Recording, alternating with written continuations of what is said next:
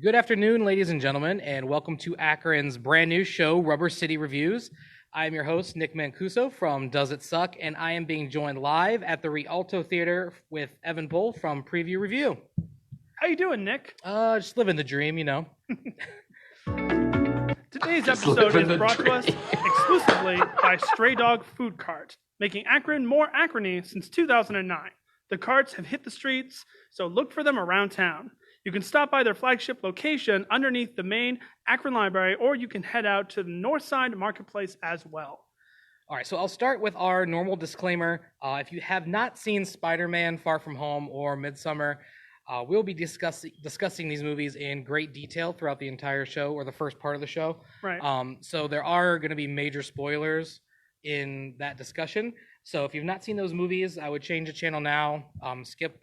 Come back later, skip ahead till we talk with the other stuff. But definitely don't want to do it.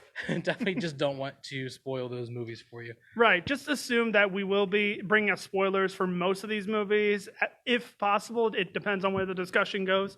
But the one thing about the show that we want to stay current and relevant. There will be many times where we discuss a movie that you haven't seen yet, so please don't get upset when we do so, because that's technically your fault, because we're warning you now.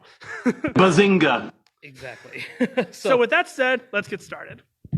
First of all, this is our first time in this beautiful Rialto Theater, located in gorgeous.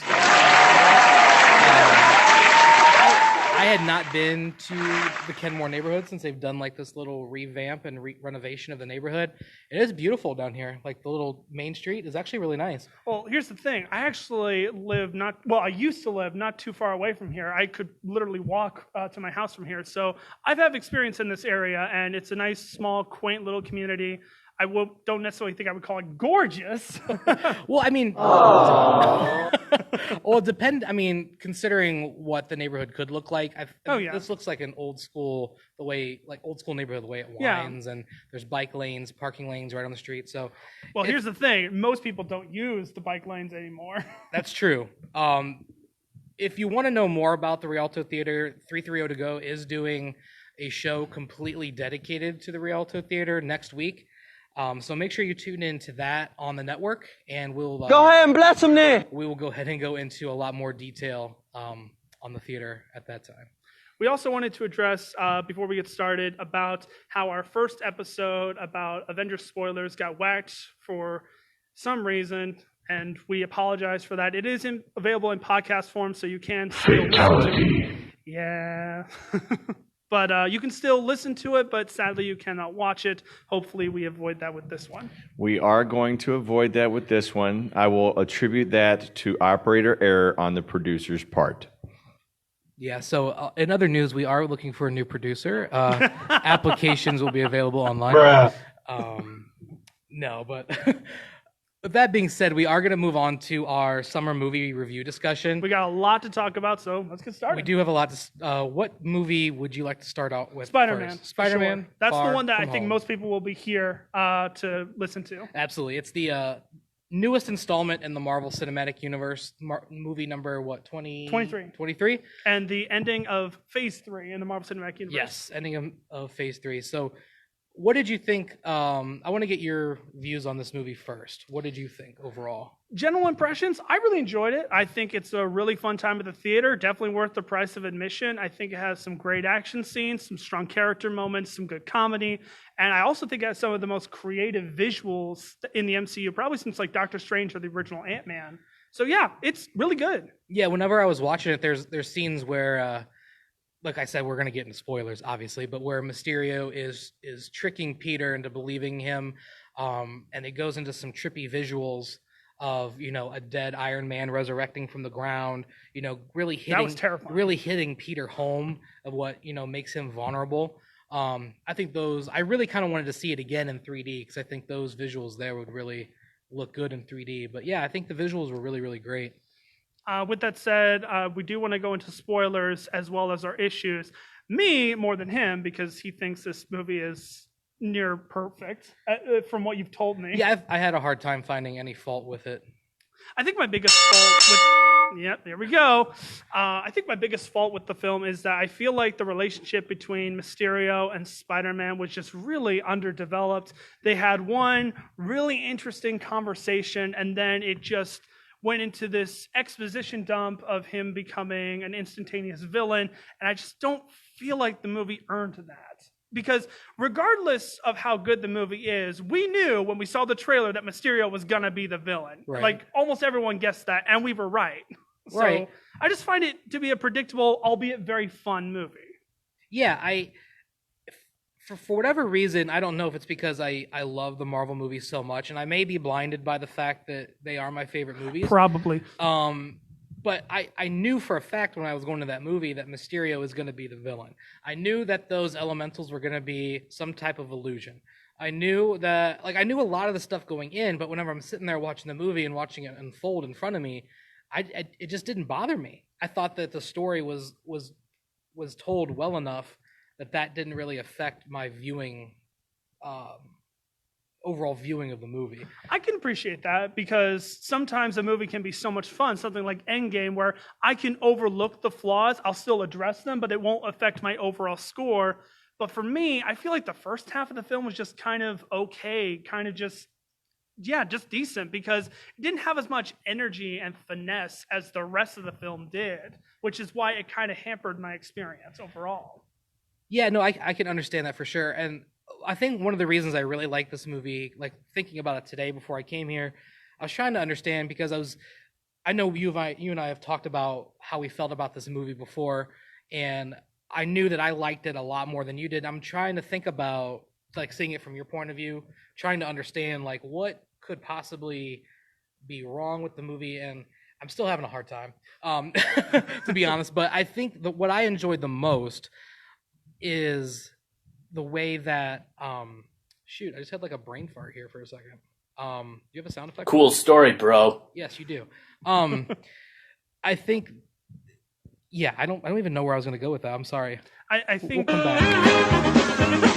It's so awkward right now. Because I had a whole train of thought in my head. I just went nowhere. What is going on? Did it fall off the tracks? It fell off the tracks. Yeah. Finish him! Okay, so to branch off, I know that you really liked, you personally liked the relationship between Mysterio and Spider-Man a lot more than me, especially since you made the connection that it was like a mirror image of how he felt towards Tony Stark. Yeah, I did. And there's certain points in the movie, like where he puts on those glasses and he kind of looks at Peter when they're sitting at the bar, and you kind of get like a Tony-esque visual of him. And then, you see Peter's eyes like, oh, wow. Like, and then like whenever Peter jumps up out of the bus to hit that drone and he flies back down and his hair's all messed up, it looks just like Tony Stark. It does, actually. So there's moments where you see like a parallel of him still dealing with all this stuff. I remember what I was going to say. Awesome. Thank you for letting me talk that out. The stakes of this movie for me, for whatever reason, felt really real.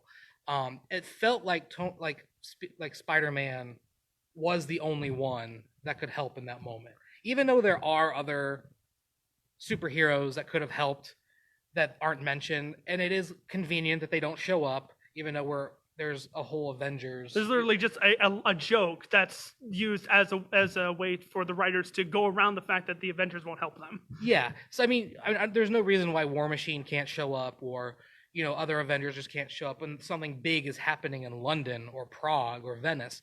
You would expect, them to protect the world. But, big in quotation marks. Yeah. So, I mean, that being said, though, when I was in the movie watching it, I felt like, oh my gosh, Peter is the only one right now to do this. And it felt like him being still that high school kid and having to save the world. I really felt that struggle back and forth of him wanting to be, just a kid, but him also being the only one in that moment right there to save the world. And I don't know if that's just, I don't know. I agree that the stakes of the movie were big towards the end. The whole movie is centering around a guy that just is about illusions. When Spider-Man gets right up to him, he takes him out with like one punch. So it just kind of breaks the tension of the film, when something like with Vulture in Homecoming, when he was a legitimate, intimidating, creepy threat that could actually kill Spider-Man. Yeah, I mean, I would argue that Mysterio is just as menacing as Vulture. I think more cunning is a better word. Yeah, I would say for sure. I mean, Mysterio is one of Spider-Man's ultimate villains, and people have been waiting a long time. I mean, don't get me wrong. I am so happy that Mysterio is now in a Spider-Man movie. Yeah. And the fact that it doesn't look silly and it actually looks really good is a testament to the MCU. And I think that Mysterio costume is probably one of the best costumes I've ever seen in a Marvel movie. Would you go as far as to say a superhero movie? Yeah, a Marvel movie. Oh, a Marvel movie. Okay. Yeah, it was. I mean, because the suit was practical. He was wearing that suit, Right. and it looked good. So, I mean, I can understand where you're seeing the faults in it, but for me, it's still one of my favorite Marvel movies that I've seen. And I'm really glad that you enjoyed it so much. And I'm not saying I didn't enjoy it. I just think that it does have its flaws. They hamper it from being one of my favorites. I honestly can think of at least 10 Marvel movies that I prefer more than this, including pretty much all the Captain America movies, all the Avengers movies I consider just to be better. And again, that's not a slate against this movie. It's still good. Go see it. Have Correct. fun with it. I'll go ahead. I gave it a 4 out of 5. I really enjoyed it. Yeah, I gave it like a 9.75, or I think I did. It's really, really worth watching, and it's definitely worth staying for the end credit scenes. Yes, we 'Cause should mention that. They may be the two most important end credit scenes that have ever been in a Marvel movie. So before we move on to the next movie, I do want to ask you this. How do you think Spider-Man will handle the fact that now everyone knows his identity? I don't know. I've been trying to think about that ever since I saw the movie, and I can't think. I think that they're gonna have to spin it some way where they're thinking that Mysterio is a Skrull as well. Yeah, that came out of nowhere. I don't know how they're gonna spin it. So I've been trying to think about it. It's literally the worst possible scenario. Right, and I think it's setting up for a very compelling story in the future of the MCU, and I can't wait to see it. I really can't. And also, like, how long has Nick Fury been a Skrull? That's a good question. Like, was he a Skrull? No, he wasn't. Yeah. You haven't seen it yet? Oh my gosh, dude, you're filming this. I'm so sorry. So yeah, and then like whenever Captain America comes back and he ends up being a woman, that's crazy. It is. That didn't happen. Yeah. No, okay. All right, so let's move on from there. The second movie we want to talk about that we both saw and also came out recently was Midsommar, which we have very different views on. Let's just say that. We might get a little heated in this. This is the newest film from director Ari Aster. He did Hereditary last year. We both freaking love that movie, one of our favorites last year. I want to start off with your viewpoint first. Okay, so how much time do we have? No, so I would consider, I know I don't like this movie very much. That being said, I still would consider Ari Aster to be one of the best horror writers and directors. Right up there with Jordan Peele. Right up there. I think his vision is fantastic.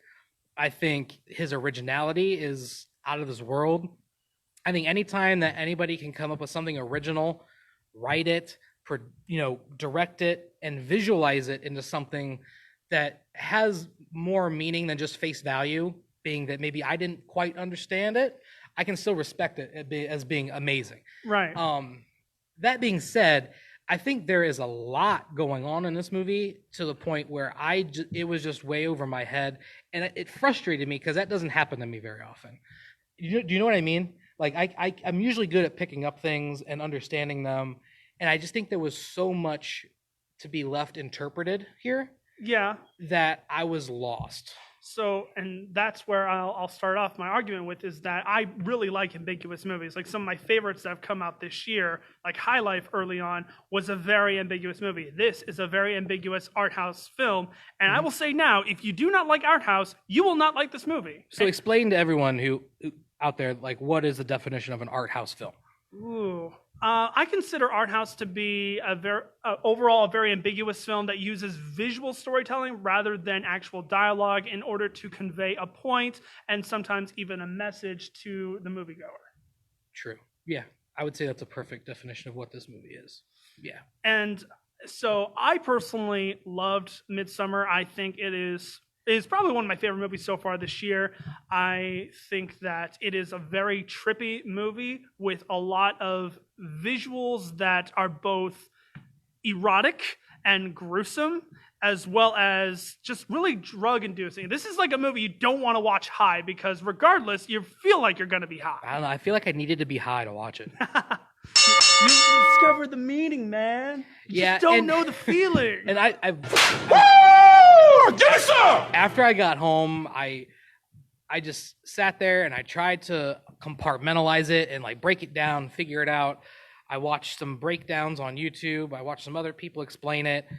And I definitely understand that I'm in the minority here. It's an Actually, no. I think more people liked Hereditary than they did this. This is a very 50-50 movie. Well, yeah, no, I agree. Hereditary is by far the more well-received movie. Right. But the majority of people and critics do love Midsommar. It's got a very good Rotten Tomatoes score. It's gotten a very good overall, feedback. If you look at the comments section, whenever a Midsommar ad pops up, Yeah. the majority of people enjoy it and they liked it. So I understand that I'm like in the minority here. I think it's because this film really tries to dig deep and be something that most horror films are just absolute cowards at being. Yeah. That this film really... What? I've heard it compared to Hostel. Was it like Hostel? Well, in terms of violence, I haven't seen I it. could see that. I haven't seen it, but But I don't know. Hostel is there's a certain genre known as torture porn. That's what Hostel is. And it's not good and certainly doesn't have a separate meaning No, to it. there's like a new era of horror movies that we're experiencing right now with Jordan Peele's films like Us, Get Out, Hereditary, Midsommar. They're on another level. Right. They don't rely on gore. They don't rely on jump scares. They rely on... I disagree with the gore, at least in terms of Hereditary and this movie. But, I don't think there's enough gore in these movies to be considered gore. Like, I mean, okay, there's more. I think it really focuses on one particular scene to feel the impact of it, and those scenes generally are more gory than the vast majority of horror films that come out. But yeah, I will agree, there's not as much gore.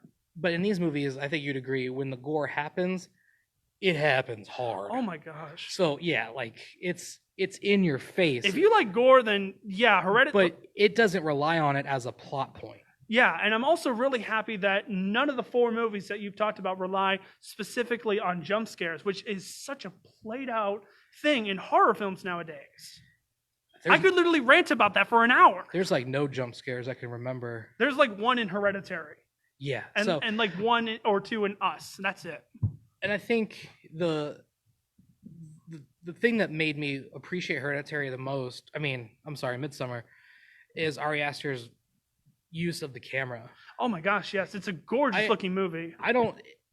These are the only 2 movies he's ever directed, right? Correct. Hereditary, and it feels like he's been directing movies for 20 years. It does. Yeah, it's the way the camera tilts and the way you'd be in a scene and there'd be someone else talking, and they're not directly in the scene, but they're in a reflection of a mirror. It's just really innovative, like And the transferring shot early on when they go from the house into the airplane. Yeah. Oh my gosh, that's gorgeous. Also, speaking of the directing, I also think that the performances in Midsommar are awesome. Florence Pugh, I hope that I'm saying that correctly. I think it's Pew. I apologize if I butcher that, but she gave one of the best performances I've seen so far this year. She's really damn good in the film. Yeah, and she's actually going to be in the Black Widow movie, which I'm very excited for that.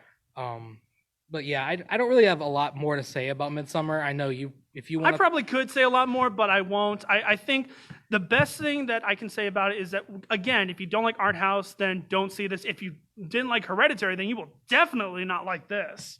But I personally really liked it. I gave it a 4.75, and I'm happy with that score. It's one of my favorites this year. I think I gave it like a 3 out of 10. Wow. No, you give it a 4. No, you give it a 4.5. You liar. Bruh. Oh, 4.5, whatever. Either way, not my favorite. Game over. All right, so moving on from that, the next movie I want to talk about is Yesterday, which was directed by Danny Boyle. My girlfriend and I actually got a chance to see an early screening of it, and based off of the director's other movies, he did Steve Jobs, 127 Hours, Slumdog Millionaire. This guy knows what he's doing. Did he do any James Bond movies? I don't know, to be honest. Danny Boyle. I feel like he did. But whatever. regardless, based off the movies that he's done in the past, I was like, oh my gosh, this is going to be like one of the best movies of the year. Mm-hmm. It's disappointing. It's subpar, to be honest. In what way? I think is that the premise of the Beatles, no one remembering Beatles music, is such an original idea, so interesting. You could do so much with that, and the movie just underexplores it. There's just so little that this film does with it. It plays it off more as a joke rather than a plot. Okay. And it's so, it just scratches the surface of such an interesting idea. Yeah, I didn't see it, but I was interested to see, is it more of like a musical tribute to the Beatles? Like, is there songs in it? Like, no, it is nothing like Rocket Man. The songs are in the movie, but it's not like presented in a musical way. It's more like it's kind of like what they did with Bohemian Rhapsody, only worse. Okay. Yeah, I will say, in terms of positives, I do think that Himesh Patel. Again, I hope I say that correctly. That's the same guy from Slumdog Millionaire, isn't it? Correct, yes. Yeah. He is a really good actor, and he has a really good voice, and I hope that he has a great career ahead of him, but my gosh, this was like a passion project that he was the only one passionate about. That's frustrating. Yeah. Like you said, it's such an interesting premise, and it's such an interesting idea, but I don't know. It's very frustrating. I'd rather listen to Yesterday on repeat for 2 hours than if never seeing that movie again. Yeah.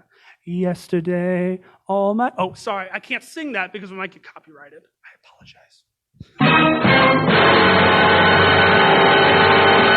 I was originally going to talk about the new Annabelle movie, but we decided to skip over that because it's another Conjuring movie. It's a horror series that's just...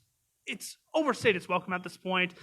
I thought it was okay, but moving on, the movie that I really want to talk about is Toy Story 4, and I'm going to throw you under the bus here because you did not see that. I have not seen it yet. No, I was waiting to see it with my family. Bruh. I didn't know if they were going to see it yet or not. But I'd be more than happy to talk about it with you because I've seen all the other ones. So yeah. So here's the thing. This really rarely happens to me, is that I'm the one that normally is the nitpicky asshole about all movies, like the Marvel movies or other movies that we see, like Detective Pikachu, and everyone else gives a higher score than me. This was the first time I actually gave a higher score than everyone else that I saw the movie with. Oh, okay. Yeah, because I went into this optimistic but also scared at the same time because let's be honest, the Toy Story trilogy is one of the best trilogies in movie history, period. Yeah, I would agree. Like, they're masterpieces, really, of not only just of animation, but of movies. They're tightly compacted films made with character, heart, humor, and originality. It's very good. And what I like about them most of all is they're not long. They're like the perfect length where they put the story in perfectly and it just flows and it has a crisp ending. Like Right. Nothing ever drags too long. It's like they're always the perfect movies. They're movies that don't feel like they're the actual... They're movies that feel shorter than they actually are. Absolutely. And for Toy Story 4, while I will admit it's not as good as the other 3 Toy Story movies, the fact that it's as good as it is amazing. I still really like Toy Story 4. I don't think it's quite as good as How to Train Your Dragon 3, The Hidden World, that came out earlier this year, but Toy Story 4 is very good. I think it has some of the best animation of the year so far, including an opening sequence that is just... It's photorealistic. The rain sequence at the beginning is just amazing. Oh wow. My question is, how is Keanu Reeves' character? So recently, there's, as many people call it, a Keanu-sance. Yeah, it is. And I'm here for it. Yes, I love exactly. And I'm so happy about it. Yes, sir! He's in John Wick. He's the Duke Kaboom in Toy Story, and he was in that Netflix film that no one really talks about, sadly. Yeah. And I'm over here thinking, well, he was still in Replicas earlier this year. Yeah, I mean, and then he's in that video game for Xbox. Cyberpunk. Yeah. Is it just Xbox? Yeah. Oh, man. I know. I might just have to buy an Xbox I just for know. that game. But bringing it back to Toy Story, I really enjoyed it. I think if you have not seen it yet, please go see it. It's definitely worth the price of admission. Don't go in expecting it to be perfect like the others, because then you probably will be disappointed. Go in optimistic. And yeah, I'm going to give Toy Story 4 a 4.5. I really liked it. Yeah, I'm looking forward to seeing it. I'll probably see it at the end of the month around the time I see Lion King.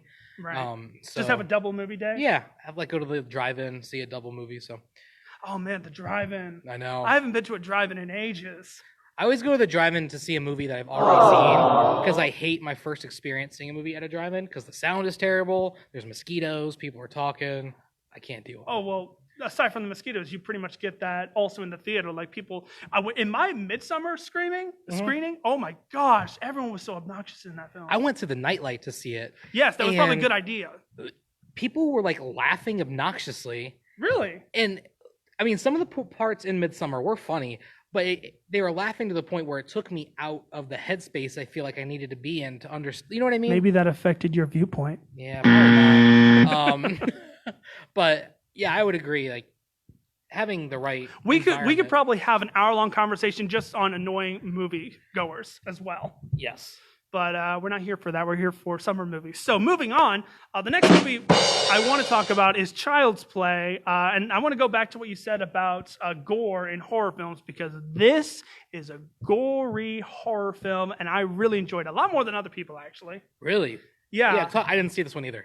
So my experience with Child's Play is I've seen the first one, and that's it. Okay. Like, I think it's a good movie. I think it holds up surprisingly well, but it takes its story seriously. The idea that a serial killer transports his soul into a doll, I can't take that seriously. I'm sorry, I just can't. And this movie actually takes it in a new direction, which is why I think it justifies the remake. And I honestly like this more than the original, if I'm being completely honest. So whenever you say it's super gory, like give me an example of something that happens. Oh, well, someone gets run over by a lawnmower. Sweet. Yes, it is. And like it shows his face getting ripped off. Does it really? It is amazing. And another scene where a guy is like hanging from the basement ceiling because he accidentally turned on the saw beneath him, and then he just pretty much gets cut in half. Fatality. Yes. Like this. Finish him. Yes, this is the Mortal Kombat of horror films. So then, I guess if I ever do see it and like someone's cutting the lawn, I'm like, oh god, it's coming. I'm gonna know. No, it's Sinister all over again. Please, you've seen Sinister? Yeah. Oh my gosh, that scene. I love a good lawnmower death. Well, in Sinister, it's actually like played as like an actual legitimate scare. That shit creeped me out, and it messed me up for many weeks. But this is just a fun horror film that you're not supposed to take seriously. It has a surprising amount of comedy as well. Mark Hamill as the voice of Chucky is golden. He is both creepy and funny. I don't think a lot of people realize that. No, they don't know it going in, and then when they're watching the credits, they're like, "What?" Yeah, that's awesome. Mark Hamill. No, I'm not joking. He voices Chucky in this. The more you know. Yeah. Let's take a look at our comments before we continue on. Okay. Rebecca checking in. Thanks for watching, Rebecca. I think my my fiance is watching now. Oh my gosh. I almost said my girlfriend, but now she's my fiance.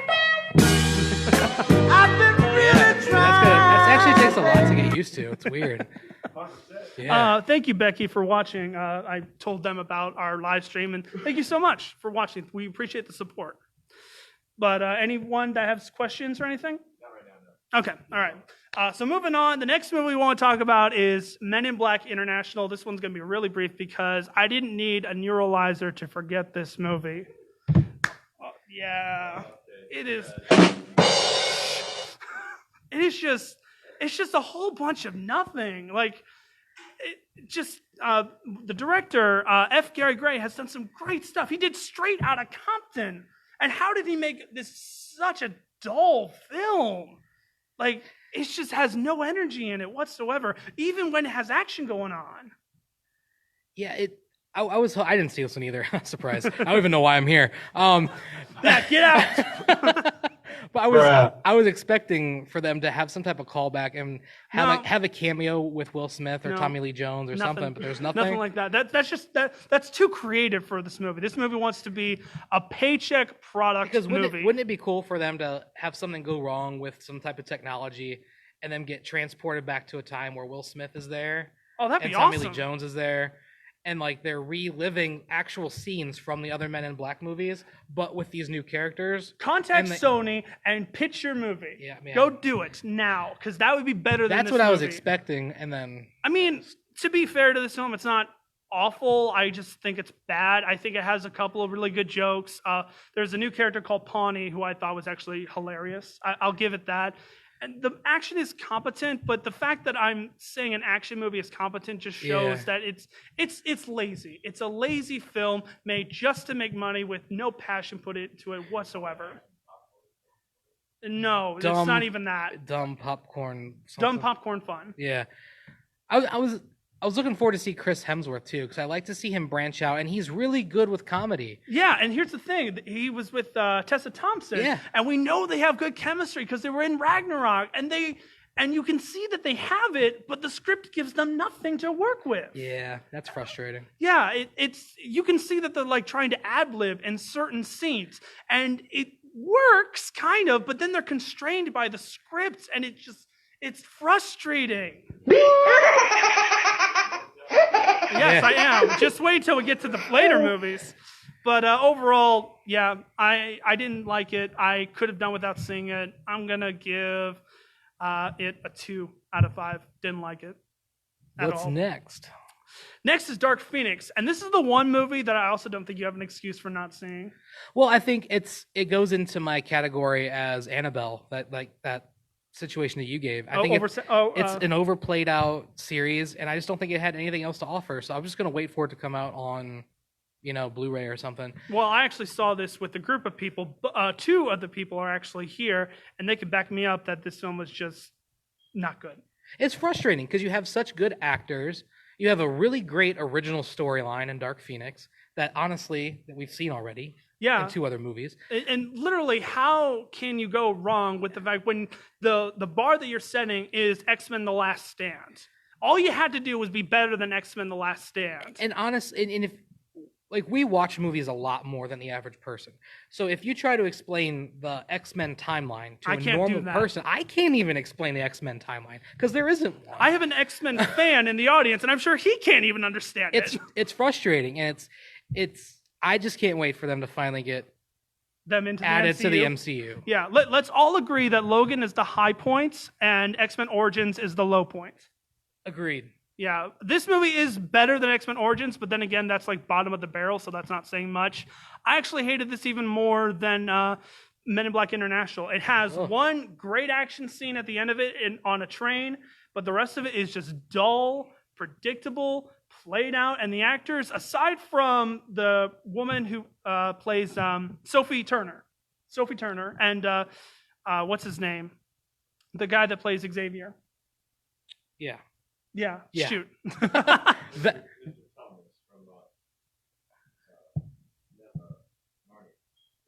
No, yeah, you're right. But yeah, it's not good. I hated it even more, and it probably will make my top 10 of the worst. And I'm going to give Dark Phoenix a 1.5 out of 5. Damn. Yeah, it's not good. It's not good.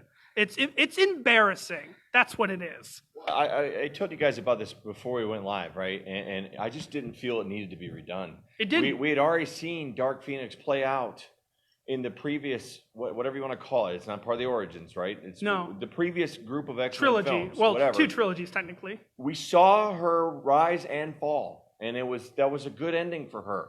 It was perfect. Yeah, and then we had Logan, which was the perfect close to all of that. Yeah, and then all of a sudden they you redo this, and I'm going, what are they doing?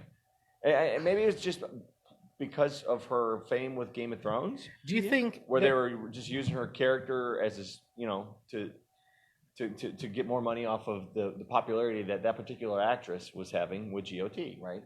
Yeah, I didn't want to ask a question, though, that I wanted your opinion on, because I know that Dark Phoenix went through extensive reshoots. Yeah. Because the original script that they had relied heavily on scrolls. And then whenever Captain Marvel came out, they were like, these movies are way too similar. We have to completely change. Do you think it suffered because they had to totally change it? Yes. And the end fight scene that I talked about earlier on the train, you can clearly tell that was a reshoot by the editing alone. And yeah, granted, it's a great scene. I could probably watch that scene over and over on YouTube for free. Yeah. I mean, anytime I hear that a movie has gone through extensive reshoots, like 2 months before it comes out, never a good sign. Yeah, wasn't that the same thing for Suicide Squad? Yes. Yes. And look how that turned out. And Justice League, and any other DC movie that has come out recently. Not Shazam. That's why Shazam is good. All right, what's next? So next one we actually can talk about together is Godzilla. Hey, I saw that one. Godzilla King of the Monsters. Oh my gosh.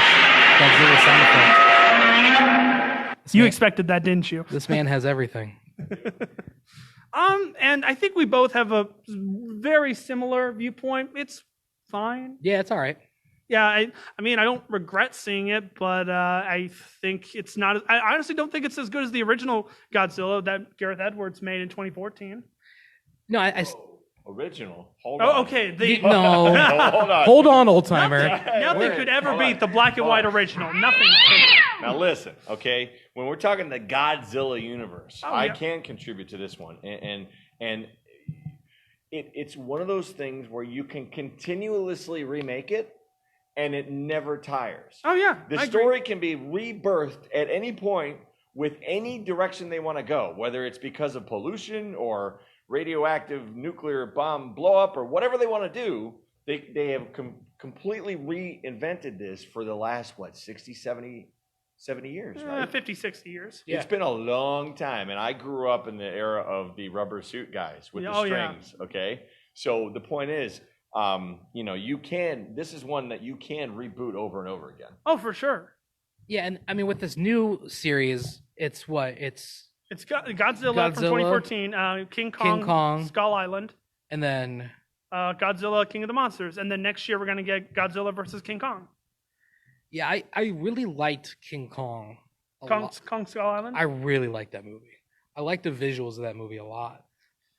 And I'm sure we could get into a debate about that. I think it's a good movie, but I think that the budget, not really the budget. I think it's the creative choices that kind of hindered that film for me. It was trying to be an art house film when it really wasn't. I think they did a really good job. Okay, fair enough. I mean, I had fun with it, that's for sure. I don't think that this newest Godzilla movie was as good as the other two. It's the worst of the three. Absolutely. Yeah. There's just really weird stuff that goes on in this movie. The story is just, it's a bunch of illogical choices. So at one point, spoilers, a army general comes on the line and he's like, "We've developed a weapon that will destroy all oxygen and we're launching it right now. Sorry for your luck," basically. And they launch it. I'm like, what? That's not explained at all. And then it just comes and they shoot it into the ocean and then just a bunch of fish appear. Are you serious? I'm not making that up. That's part one. That goes back to the black and white one. That's how they killed him. They created it looked like a vacuum cleaner. They dropped into the water and it got rid of all the oxygen in the water. You gotta be kidding me. I am not kidding. Well, this happened. This one. This is the Orson Welles Godzilla, the black and white one. That's how they kill him. So I'm not even kidding. So now we can just say that's being lazy and taking the idea from the original rather than paying tribute to it. Yeah, there was no callback to any type of original anything. No, it really was. I mean, to be fair to this movie, the size and spectacle of this film is really damn good. And I definitely want to praise the audio, because the audio, I love it when a movie can make me feel like I'm there. It's so immersive. It's deafening to hear the roar. Yeah, I remember walking out of the theater, that's the one thing that I mentioned. I'm like, man, the sound editing in that movie is really good. But if I'm walking out of an action movie and the only thing I can think of is, wow, that sound editing's real good, that's the only thing, not so good. Got a couple of comments coming in. Rachel said the monsters were great, but the humans not so much. Yeah. And then Becky's over here. She even referenced the 1954 original. Okay. All right. And she knows what she's talking about. She said, "What do you think about the franchise being remade?" Becky, I just touched on that. I feel it's one that can constantly be remade because there's so many diverse storylines, especially because we didn't have the technology to make Godzilla look real until about the 80s or so. Yeah. Roughly. Yeah, and it's just getting better and better over time. And I'm certainly happy that Godzilla is still relevant in cinema. He's an icon that should always live on. But if he's going to be in movies like this, you got to improve. It's not a bad movie by any means. I liked it. I had fun with it, Yeah. but it definitely suffered from illogical stuff in the story, characters that were just bland. But then again, we're just nitpicky critics that say that that a monster movie has to have good characters, right? You just have to have fun with it. No, I mean, I think that's okay to expect. And I think that, like, the older movies, the older Godzilla movies, had to have good scripts and they had to have good stories because they couldn't rely on those visuals to tell the story. So that's where you kind of fall into, you know, the newer movies sometimes rely too much on CGI and visual storytelling, and that script and that story, you know, take a backseat. Right. I agree. Overall, I think this movie is worth seeing in theaters, maybe at the Dollar Theater if you have not seen it yet, because the audio alone is really damn good, as well as the action. But honestly, if you're not excited for it, it's not going to win you over. I'm giving Godzilla King of Monsters a 3 out of 5. Yeah, I would be in that same area. For mine, I'd probably give it like a 6, Yeah. 5.5, somewhere around there. Yeah. Almost enough to suck. Almost. Not quite. All right, I'm actually going to skip over one because I want to save that movie for last. The next one we want to talk about is Aladdin, which was directed by Guy Ritchie, and I think I have a lot to say about this one because I got some shit for not liking it as much as other people. No, surprised I didn't see this one either. But it wasn't on my list because I'm not the biggest Guy Ritchie fan. I do like some of his camera work that he does during like fight scenes and stuff, and some of his quick edits. He's done good movies and bad movies. But whenever they announced that Guy Ritchie was gonna do Aladdin, I just immediately went, yikes. And I've seen some critiques on the movie that I could see coming from a mile away, without even watching it. But I'm interested to see what you had to say. Well, the thing that everyone was pissed off about was Will Smith being the genie, and I've got to say that he's probably the best part of the movie. Yeah. Like, he has... That's what I was anticipating. Yeah, he really is. He gives a lot to this role, and he really deserves the credit that he got, and because he's really charismatic, he's really funny, he has a surprisingly good voice. Yeah. I'll also say that I really liked Naomi Scott as Jasmine. She has an amazing voice. Like... oh my gosh, that girl can sing. Yeah. And so good. And I'll also say that pretty much all the musical numbers are pretty good. Friend Like Me is the highlight of the movie. It feels really animated, really energized. And matter of fact, with any of the musical numbers, it's really energized and animated just like the original. But then when it just comes down to the characters and the dialogue, it just drags. Yeah, that's frustrating. And that's not even getting into some of the other characters. Marwan Kenzari. You know what? I don't even care if I said that right because you did a terrible job. I'm going to call you out on this. You were a terrible Jafar. You were a Power Rangers villain in this. That's funny because Naomi, whatever, is the pink Power Ranger in Power Rangers. I heard some people talk about how, like, the costumes in the movie, they never seem to like get dirty, or they never seem to like, everything just seems to be on a set, and you can really tell that it's either a green screen or a set. Yeah, and yeah, I can honestly, that didn't really bother me all that much. Maybe because I don't look that deep into the movie. Right. It's all about how much you respect the original, how much new stuff you do in order to justify a remake, and if you do justice to the characters. Right. How did you feel about the new song? They put a new song in it, didn't they? I actually really like the new song. Again, that's sung by Naomi Scott. She's really good, so you know what? I'm glad they gave it to her, because if they gave a song to Jafar in this, I would have walked out. Yeah. We do have a question about the special effects. How did you feel about the overall special effects? I know a lot of people were worried about the way Will Smith looked, and I know that was in the teaser trailer. And I think Disney has done this on purpose with some of their other recent movies, or other studios have done this too, where they put out a teaser. And it just looks terrible. To kind of see what people feel. Like, example, Sonic. Oh my gosh. And then people, hate the way Aladdin looks and hate the CGI. I'm sorry. The genie, hate the way the genie looks. Yeah. And then when the final movie comes out, it looks totally different. So, like, judging on the special effects, how do you feel the special effects were? Well, the thing is, for one, they just aren't realistic visual effects. That much is obvious. But again, during the musical numbers, it really stands out because it feels lively, it feels animated. So when it reminds me of the animation, then I'm happy. But aside from the song, whenever they did something new, it's like, why? It's Beauty and the Beast all over again, only done even more worse. Oh, okay. And I mean, Beauty and the Beast, I think it's fine. I think it's a solid film. Like, say what you want about some of the singing in that movie, but right. I could definitely say the singing in Aladdin is better than the singing in Beauty and the Beast. Okay.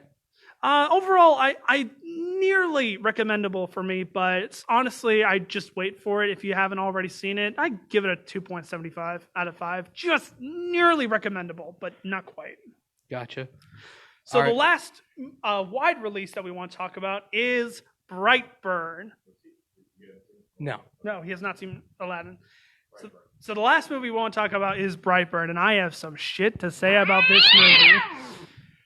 And you know what? I'm going to say it now. They really fucked this one up. Oh, no. Yes, it was awful.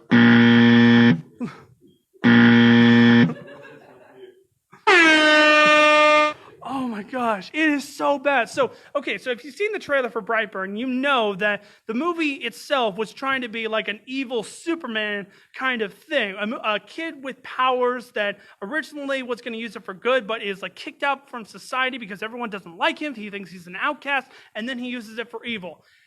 That's perfect. You have so much to do with that. So much. And you do nothing with it. Absolutely nothing. You play it out as a slow burn horror film, and that's not what this movie is supposed to be. It's supposed to be an exciting, intense, gory superhero movie, and you did not do that. How did you not? How did you mess this up? I'll keep going, man. This is all you.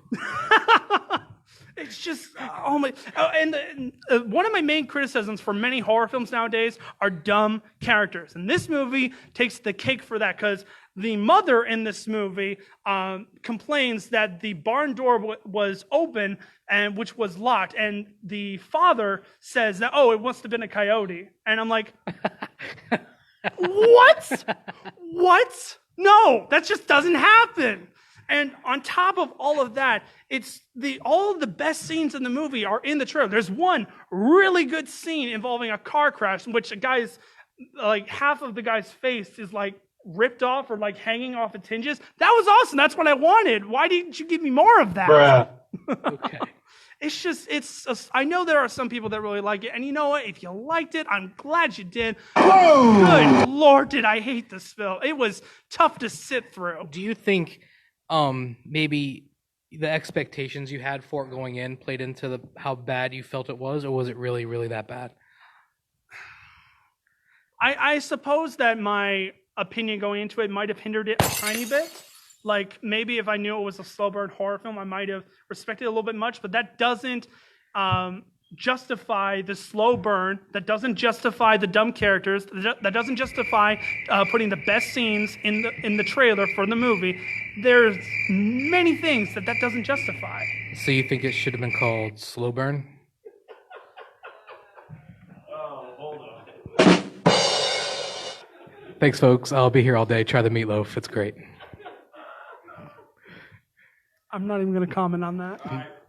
All right. But overall, yeah, it is one of the worst movies I've seen this year, and it is definitely the biggest disappointment I've seen all year. I'm going to give Brightburn a 0.75 out of 5. Wow. I hated it. All right. Just do it! Yes! So, for movies, is that all the movies that we have to talk about? Yes, that is all the movies that we have to talk about. I'm glad we ended on such a high note. That's awesome. I know, right? All right. So, I know Netflix has some really good stuff to offer. Yeah, there are some Netflix movies we do want to see, but we haven't seen them yet. So maybe in the future we might talk about some Netflix films. But the thing on Netflix we do want to talk about is Black Mirror, specifically the new season. Yes. So Black Mirror is one of my favorite Netflix offerings. I think it's fantastic. I think the premise of it's awesome. And I was really, really looking forward to this new season. For whatever reason, I thought there was only 2 episodes. I missed the middle episode, the one with Miley Cyrus. I don't know why I missed that one. That's honest. I think that was the best episode. I hope so, because the other 2 just really didn't live up to any type of expectations that I had. Yeah, I think that's we've put Black Mirror at such a high pedestal that I Yeah. don't think anything could really live up to it. This season kind of took it back to the first season when it was much more personal about characters rather than the situations they were put into. Yeah. And if it was just executed a little bit better, it could have been good. It could have been good, and as it is, it's just okay. Yeah, I mean, there's definitely some really interesting premises, like with the video game aspect. I love that, I really like that idea, but it goes nowhere. but it dragged for a really long time, and like you said, it does go nowhere. It uses it to address, admittedly, a very relevant issue in society for sure, but it doesn't make it interesting. It just makes it drag. Correct. And then the third episode, Striking Vipers. yes, I enjoyed that one, I think, a little bit more than the first episode. It certainly is tense, but it also feels like something that I've seen many, many times before, which is why I just wasn't as invested as I was. Right. No, I think it really brings to light the power that social media has over the world.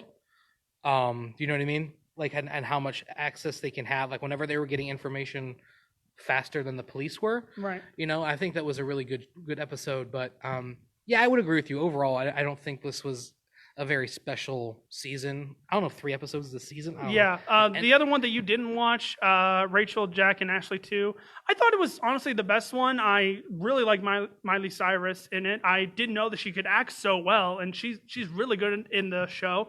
And I really like the overall concept. Mm-hmm. Granted, it is kind of played out and it does drag a little bit, but it is my favorite episode of the 3, so it kind of brought it up a little bit. There's not an episode in the season that's outright bad. It's just doesn't live up to the rest of what Black Mirror is. Right. Yeah, like you said, you have that expectation when you go to watch Black Right. Mirror, and you know whether that's fair or not, it is what it is. Right. So, I actually do great, as well as video games. I also grade TV show seasons. I give this B-, B yeah, okay. overall. I'll have to wait until I see the 3rd episode. As of right now, it's at like a C+. Okay. I know we both watched the same amount of episodes of Stranger Things. I don't want to get into any type of spoilers because it's brand new. Yeah, like So just I don't want to 3 talk days ago. I don't want to talk about anything. We probably will cover that in the next stream, most likely. But like as far as the first 4 episodes go, what are your impressions so far? It was, in fact, a slow burn, but it's not a bright burn. Oh, okay, that joke again. No, I agree. Without giving anything away, so far, I mean, it's only an 8-season episode. And 8-season episode? 8-episode season. Sorry, and we're both on episode 4, and I would agree it is a slow burn. It is. But It's getting better. At this point, you're already invested in those characters. You already know the history of those characters, and even though nothing spectacular or fascinating is happening yet, you really care about their relationships already, and you care about what's happening. Thank you so much. You just officially summed up my thoughts on The Walking Dead. Okay, yeah, that's another show I've never watched. I don't. The first 5 seasons are Bruh. absolutely incredible, but after that, it just started to drag, and I haven't seen the 9th season. Yeah. It has jumped the shark. I want to see it finish. I want to see what happens at the end, but honestly, at this point, I'm not as invested as I used to be. I had an epic ending that they could have used, and it would have been perfect to end up with at last season. Had Rick awoken. Hey, no, I haven't seen the 9th season yet. Don't spoil that for me. No. Rick's not. Rick is not part of that season at all. My point is, had Rick awoken in a coma in the hospital, and the entire 8-season series was just a dream. I would have that would have been the perfect ending, because now they don't. It's like they don't know how to end it right now. I would have unplugged my TV, smashed my TV, pissed on it, and then sent 10 angry rant. If you think that Game of Thrones fans were pissed off, oh my gosh, perfect. I would have been Here's mad. why: when you see what's coming up, and you see the rest of it, you're going to understand. They don't know what to do with it right now. They don't know where to go with it. They don't know. I agree, how to but end it. if that is what ended up happening at I would've all loved of it. that, I would have. Would have been beautiful. No, Beautiful. No, it wouldn't have. We have a Walking Dead fan out here. Would you have liked that? Oh my Oh, God. he agrees. No. I just want to know, like, who's in charge of cutting all the grass in the apocalypse? Because everywhere they go, Actually, better question is, how do they get toothpaste? yeah, it's nuts, man. There's a lot of questions like that. Yeah. Sex is an issue, all that kind of Yeah. But let's loop it back around to Black Mirror. I mean, I hope that in the future they have better offerings than this. But if you haven't seen Black Mirror, definitely season 2 through 4 are amazing. Please watch those. Season 1 is good, just not as good as the rest, and this one is also kind of at the same level. But yeah, I think that's the thoughts on Black Mirror. The last thing we do want to touch on briefly is the Avengers video game that was shown at E3. Just briefly, I mean, we're not the biggest video game nerds as it is. We're just movie nerds as it is. Right. But since it's an Avengers game, we were like, we have to talk about that. Yeah, and I was pretty excited for it. It's a completely original storyline. And the only thing that people are upset is that the characters don't look like the characters that they're used to from the movies. They're totally new actors, totally new voices, and people are losing their minds over it, and that just doesn't make any sense. Well, as long as they're the right skin color, then people won't get mad at that, right? Right. Like, should we dive into that conversation about the whole Ariel controversy? No, we don't Yeah, have enough I time. don't think we're going to touch that. Yes. But as far as the video game goes, I'm actually really looking forward to that. I love original stories. I like new things, and it's silly to be stuck on. Chris Evans can't be Captain America forever. Right. He no longer is Captain America. Please don't remind me. Robert Downey Jr. Is not going to be Tony Stark anymore. You have to move on, and video game characters are hardly ever the same as the movie. When is that ever a thing? Well, here's the thing. Almost every single Marvel video game that has ever come out has just been really disappointing, and it just never lives up to the movies or the characters. And I feel like this particular video game can do that. I agree. Yeah. Yeah, So we're both looking forward to playing that, and we might even do a review on that if you guys are interested. Make sure to comment in the comments below if you'd like to see us do a video game review, and it's something we can definitely do. Another video game I'd be curious to know if they want us to talk about is the Jedi Fallen Order game, which is coming out in November, which is the new Star Wars game. Is it made by EA? Yeah. Yeah, I'm not looking forward to it. Yeah, too many microtransactions. I'm not trying to pay $1,000 for a video game. In their defense, good Lord, I can't believe I'm saying that. In EA's defense, no, not in their defense. But what they have said is that there won't be microtransactions, that it will be a story-driven game, which I'll believe it when I see it. Okay? Right. What is that? My dad calling. Keep going. That's fine. I thought it was the Imperial March. Independence Day is over, man. Come on.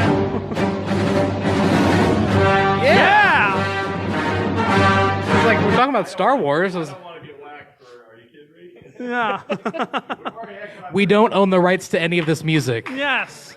Don't flag us for that. Jeez.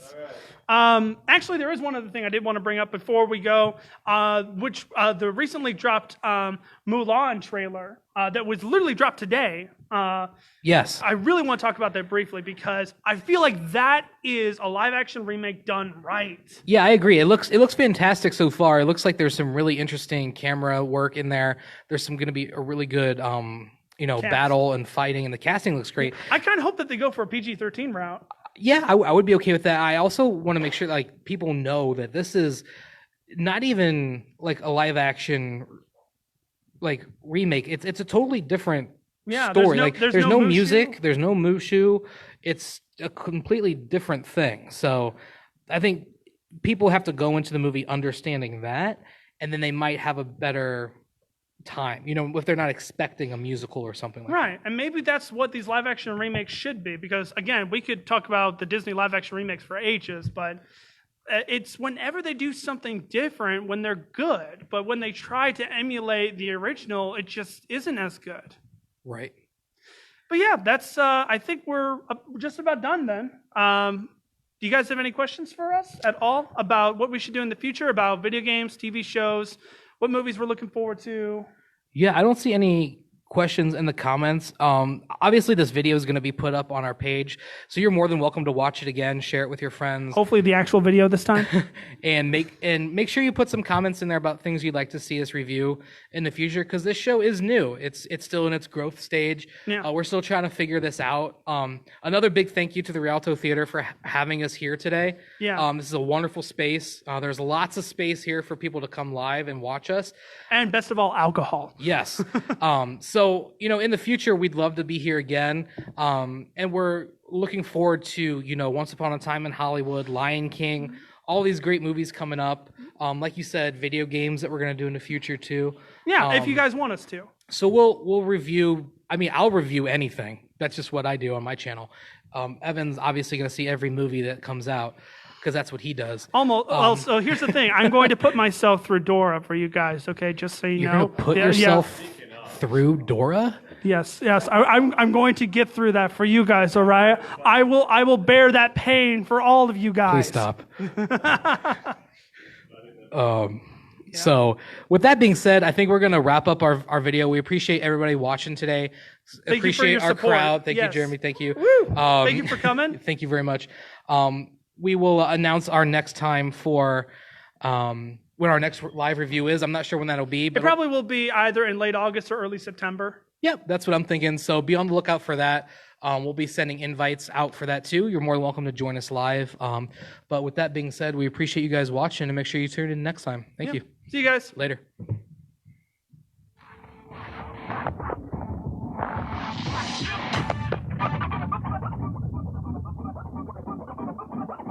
This podcast is a copyright of Moon Garden Media Limited.